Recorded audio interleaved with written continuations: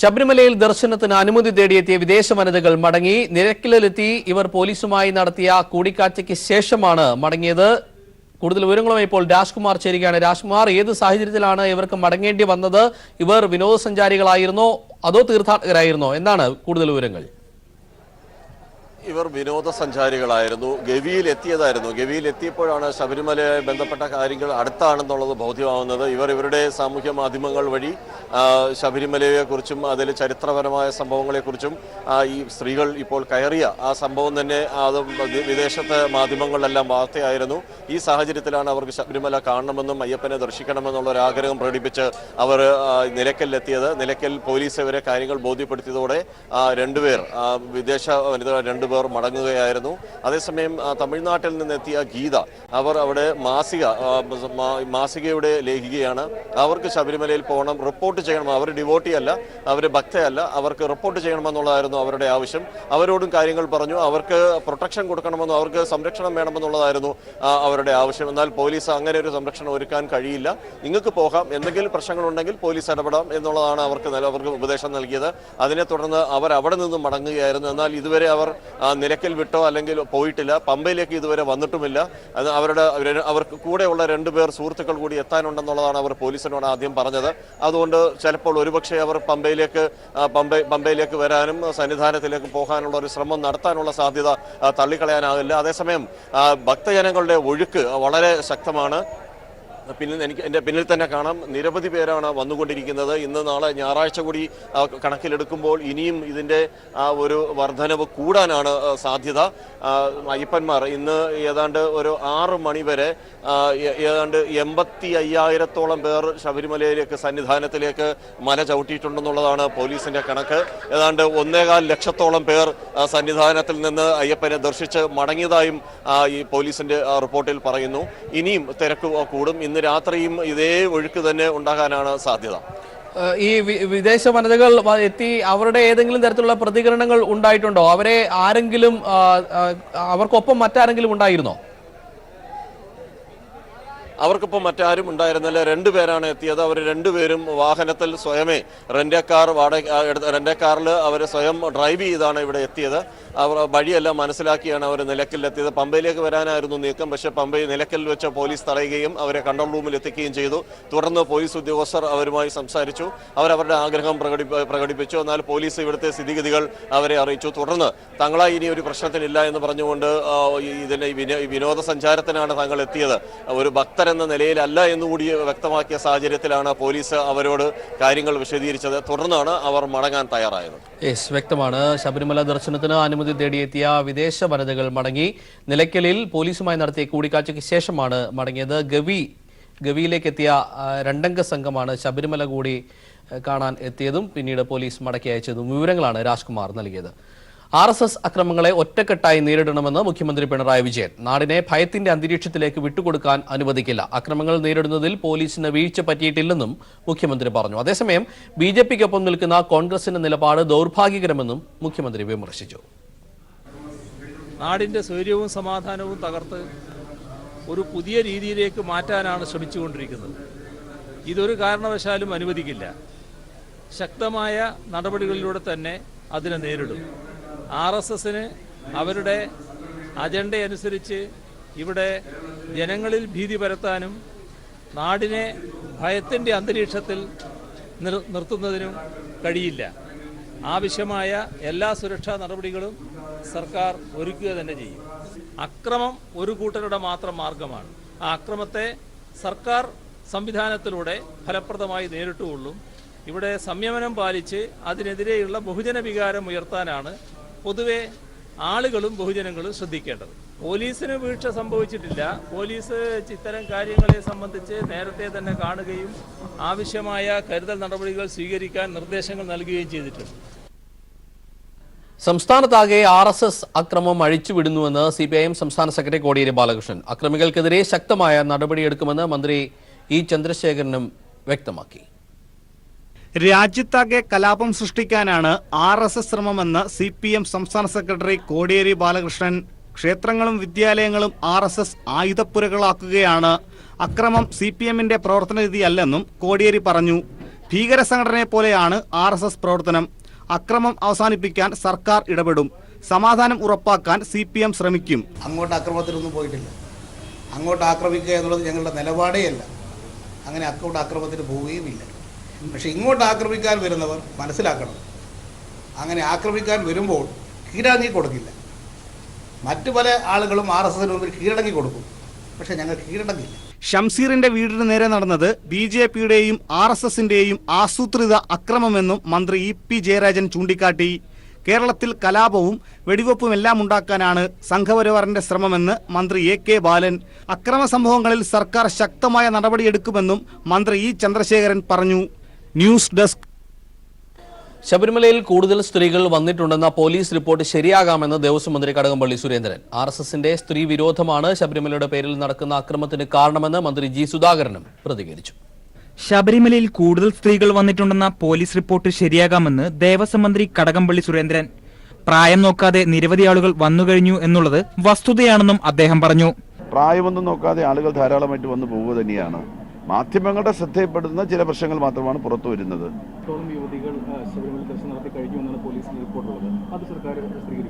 പോലീസിന്റെ റിപ്പോർട്ട് ശരിയായിരിക്കും. പോലീസിന് അറിയാവുന്ന കാര്യമല്ലോ പോലീസ് പറഞ്ഞത്. ഗവൺമെന്റ് അറിയാവുന്ന, എന്റെ വകുപ്പിന് അറിയാവുന്ന കാര്യമല്ല, പക്ഷെ പോലീസിന് അറിയാവുന്ന കാര്യം പോലീസ് പറഞ്ഞതായിരിക്കും. RSSന്റെ സ്ത്രീ വിരോധമാണ് ശബരിമലയുടെ പേരിൽ നടക്കുന്ന അക്രമത്തിന് കാരണമെന്ന് മന്ത്രി G സുധാകരൻ. ഇഷ്ടമില്ലാത്തത് നടക്കുമ്പോൾ അക്രമം നടത്തുന്നത് RSSന്റെ നയമാണ്. തന്ത്രി ബ്രാഹ്മണനല്ല, ബ്രാഹ്മണ രാക്ഷസനാണ്. തന്ത്രിക്ക് അയ്യപ്പനോട് സ്നേഹമില്ല. പൂട്ടിപ്പോകുമെന്ന് പറയാൻ തന്ത്രിക്ക് എന്ത് അധികാരമാണുള്ളതെന്നും G സുധാകരൻ കൊച്ചിയിൽ പ്രതികരിച്ചു. അക്രമം കാണിക്കുന്നതിന് കാരണം BJPയുടെ സ്ത്രീ വിരോധമാണ്, RSSന്റെ സ്ത്രീ വിരോധമാണ്. ജാതി പിശാചിന്റെ പ്രതീകമല്ല ഈ തന്ത്രി. അദ്ദേഹം ബ്രാഹ്മണനല്ല, ബ്രാഹ്മണ രാക്ഷസനാണ്. ബ്രാഹ്മണ രാക്ഷസൻ, ബ്രാഹ്മണൻ രാക്ഷസനായാൽ ഏറ്റവും ഭീകരനായിരിക്കും. നല്ല പൂർണ്ണാനന്ദ പോലെ ശുദ്ധ ബ്രാഹ്മണനല്ല, രാക്ഷസീയമായ ഹൃദയമാണുള്ളത്. അയ്യപ്പനെ അദ്ദേഹത്തിന് ബഹുമാനമില്ല, സ്നേഹമില്ല, കൂറില്ല. അയ്യപ്പന്റെ കൃപ കൊണ്ടാണ് അന്നം കഴിക്കുന്നതെന്ന് ഓർമ്മയില്ല. ഞാൻ പൂട്ടിയിട്ട് എൻ്റെ പാട്ടിന് പോകുന്നു പറഞ്ഞു. ഞാനത് ഒരിക്കലും എൻ്റെ ജീവിതത്തിൽ മറക്കില്ല. ഒരു സഹോദരിയെ മ്ലേച്ഛയായി കരുതി ശുദ്ധികലശം നടത്തിയ മനുഷ്യനാണോ? News desk. RSS നേതാവ് നെടുമങ്ങാട് പോലീസ് സ്റ്റേഷന് ബോംബെറിയുന്ന ദൃശ്യങ്ങൾ പീപ്പിളിന്. RSSന്റെ നെടുമങ്ങാട് ജില്ലാ പ്രചാരകനായ പ്രവീണാണ് പോലീസിനും CPIM പ്രവർത്തകർക്കും നേരെ ബോംബ് എറിയുന്നത്. ആലപ്പുഴ നൂർനാട് സ്വദേശിയായ പ്രവീൺ അടൂർ പോലീസ് സ്റ്റേഷൻ ലിമിറ്റിലെ ഒരു വധശ്രമ കേസിലെ പ്രതി കൂടിയാണ്. ഈ കഴിഞ്ഞ 3-ാം തീയതി രാവിലെ 11:53-നാണ് RSS നെടുമങ്ങാട് ജില്ലാ പ്രചാരകനായ പ്രവീൺ നെടുമങ്ങാട് പോലീസ് സ്റ്റേഷന് നേരെ ബോംബെറിയുന്നത്. CPIM RSS പ്രവർത്തകർ തമ്മിൽ സംഘർഷമുണ്ടാവുന്നതിനിടെ അക്രമകാരികളായ ഒരു വിഭാഗം RSS പ്രവർത്തകരെ പോലീസ് പിടികൂടി നെടുമങ്ങാട് പോലീസ് സ്റ്റേഷൻ കോമ്പൗണ്ടിൽ എത്തിച്ചു. ഇവരെ രക്ഷപ്പെടുത്തുന്നതിനാണ് പോലീസിന് നേർക്ക് പ്രവീൺ ബോംബെറിയുന്നത്.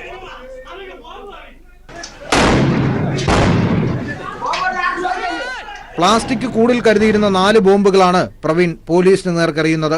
ആലപ്പുഴ നൂർനാട് സ്വദേശിയായ പ്രവീൺ അടൂർ പോലീസ് സ്റ്റേഷൻ ലിമിറ്റിലെ ഒരു വധശ്രമ കേസിലെ പ്രതിയാണ്. ചാരമൂട്ടിൽ മൃതദേഹവുമായി റോഡ് ഉപരോധിച്ച കേസിലും ഇയാൾ ഉൾപ്പെട്ടിട്ടുണ്ട്. കഴിഞ്ഞ 5 വർഷത്തിലേറെയായി നാട്ടിൽ നിന്നും മാറി നിൽക്കുന്ന ഇയാൾ ഇടയ്ക്കിടെ മാത്രമാണ് വീട്ടിലെത്തുന്നത്. അയൽവാസികൾക്ക് പോലും പ്രവീണിനെ പറ്റി ഒന്നും കാര്യമായി അറിയില്ല. മലബാർ മേഖലയിലെ പ്രചാരകനായ പ്രവീൺ ബോംബ് നിർമ്മിക്കുന്നതിലും കൈകാര്യം ചെയ്യുന്നതിലും വൈദഗ്ധ്യം നേടിയ വ്യക്തിയാണ്.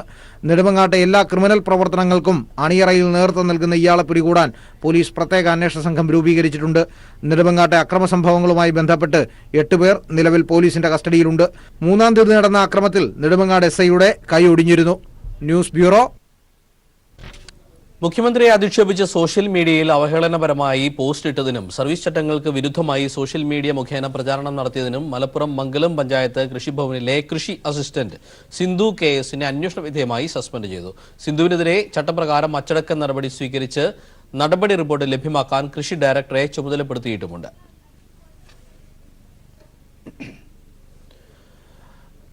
RSS BJP ആക്രമണ കേസിൽ കൊല്ലം ജില്ലയിൽ അറസ്റ്റ് തുടരുകയാണ്. കൊട്ടിയത്ത് പോലീസിനെ ആക്രമിച്ച സംഭവത്തിലും ചാത്തന്നൂരിൽ കട അടിച്ചു തകർത്ത കേസിലും ഇതിനകം 10 പേർ പിടിയിലായി കഴിഞ്ഞു.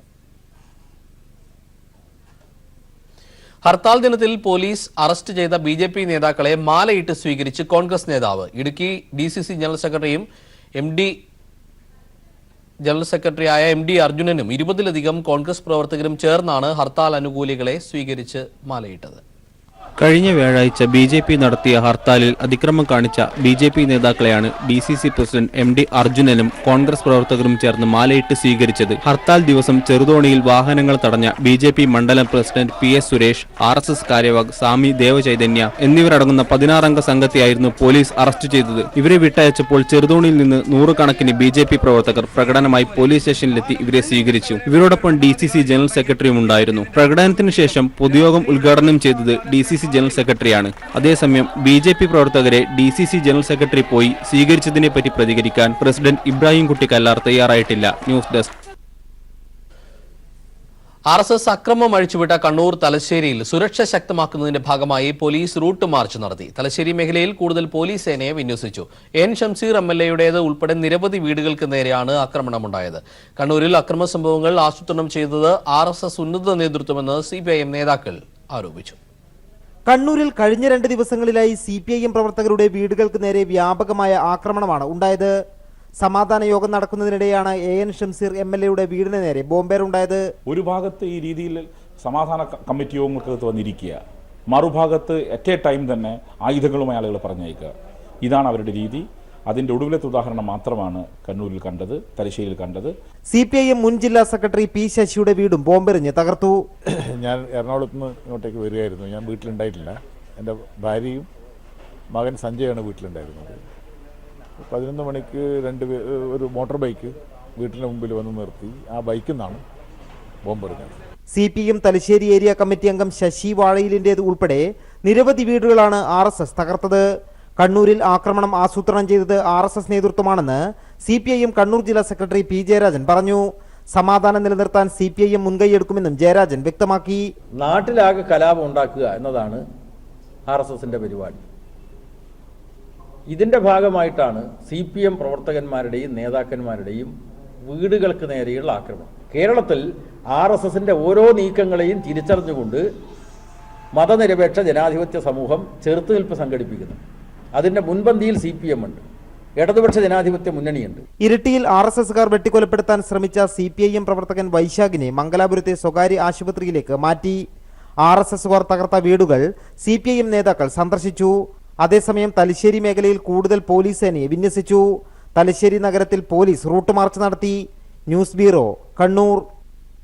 ദേശീയ പണിമുടക്ക് ഹർത്താലോ ബന്ധോ അല്ലെന്ന് സംയുക്ത ട്രേഡ് യൂണിയൻ. ഒരു കടയും നിർബന്ധിച്ച് അടപ്പിക്കില്ല. തൊഴിലാളികൾ പണിമുടക്കിൽ പങ്കെടുക്കും. അക്രമം തങ്ങളുടെ അജണ്ടയിൽ ഇല്ലെന്നും എളമരം കരീം MP കോഴിക്കോട് പറഞ്ഞു. ജനങ്ങൾ പണിമുടക്കുമായി സഹകരിക്കണമെന്നും ട്രേഡ് യൂണിയൻ നേതാക്കൾ അഭ്യർത്ഥിച്ചു. ഇത് അക്രമം എന്ന് പറയുന്നത് ഈ അജണ്ടയിലേ ഇല്ല. എല്ലാ വിഭാഗം തൊഴിലാളികളും പണിമുടക്കും. ഞങ്ങൾ തൊഴിലാളി പണിമുടക്കാനേ ഞങ്ങൾ തീരുമാനിച്ചിട്ടുള്ളൂ. ഞങ്ങൾ തൊഴിലാളി പണിമുടക്കേ പറയുന്നുള്ളൂ, അല്ലാതെ കട പൂട്ടാൻ പോവല്ല. ഞങ്ങൾ അതുകൊണ്ട് ഒരാളെയും നിർബന്ധിക്കുന്നില്ല. ഹർത്താലും അല്ല, ബന്ധുവല്ല. ഇടവേള. അമേരിക്കയിലെ മലയാളി മാധ്യമപ്രവർത്തകരുടെ കൂട്ടായ്മയായ India press club of north America ഏർപ്പെടുത്തിയ മാധ്യമരംഗത്തെ മികച്ച സംവാദകനുള്ള പുരസ്കാരത്തിന് Kairali TV news director NP Chandrasekharan അർഹനായി. 25,000 രൂപയും പ്രശംസാഫലകവും അടങ്ങുന്നതാണ് പുരസ്കാരം. Doctor D Babu Paul, KM Roy എന്നിവരുൾപ്പെടുന്ന ജൂറിയാണ് പുരസ്കാര ജേതാക്കളെ തെരഞ്ഞെടുത്തത്. ഈ മാസം 13-ന് കൊച്ചിയിൽ നടക്കുന്ന ചടങ്ങിൽ പുരസ്കാരങ്ങൾ വിതരണം ചെയ്യുമെന്ന് India press club president Madhu Kottarakkara, secretary Sunil Thaimattam തുടങ്ങിയവർ കൊച്ചിയിൽ വാർത്താസമ്മേളനത്തിൽ അറിയിച്ചു.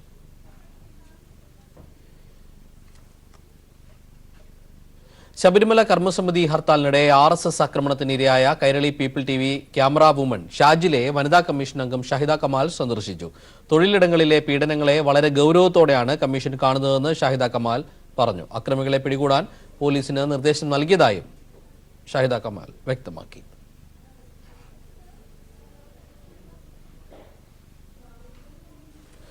അപൂർവ രത്നങ്ങളുടെ ശേഖരവുമായി മലബാർ ഗോൾഡിന്റെ ആർട്ടിസ്ട്രി ബ്രാൻഡ് ജ്വല്ലറി ഷോ ഇന്നു മുതൽ ജനുവരി 13 വരെ കോഴിക്കോട്ടെ ഷോറൂമിൽ നടക്കുന്ന പ്രദർശനം എഴുത്തുകാരി KP സുധീര ഉദ്ഘാടനം ചെയ്തു. ഡയമണ്ട് ആഭരണങ്ങൾക്കായി പ്രത്യേകം സജ്ജമാക്കിയ ഡാർക്ക് റൂം എക്സ്ക്ലോഷറാണ് പ്രദർശനത്തിലെ മുഖ്യ ആകർഷണം.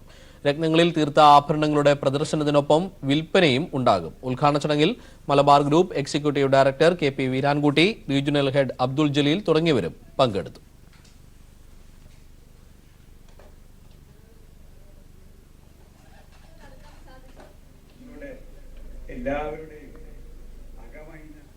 World Malayali council global business സമ്മിറ്റും അവാർഡ് വിതരണവും ഈ മാസം 13-ന് കൊച്ചിയിൽ നടക്കും. മുഖ്യമന്ത്രി പിണറായി വിജയൻ ചടങ്ങിൽ മുഖ്യ അതിഥിയാകും. പരിസ്ഥിതി സംരക്ഷണത്തിന് പുത്തൻ ആശയവും മാതൃകയും തീർത്ത സംഘടനകൾക്കും സ്ഥാപനങ്ങൾക്കുമായി വേൾഡ് മലയാളി കൗൺസിൽ ഏർപ്പെടുത്തിയ ഗ്ലോബൽ എൻവയോൺമെന്റൽ പ്രൊട്ടക്ഷൻ പ്രൊജക്ട് അവാർഡുകൾ വിജയികൾക്ക് മുഖ്യമന്ത്രി സമ്മാനിക്കുമെന്ന് വേൾഡ് മലയാളി കൗൺസിൽ ഭാരവാഹികൾ കൊച്ചിയിൽ വാർത്താസമ്മേളനത്തിൽ അറിയിച്ചു.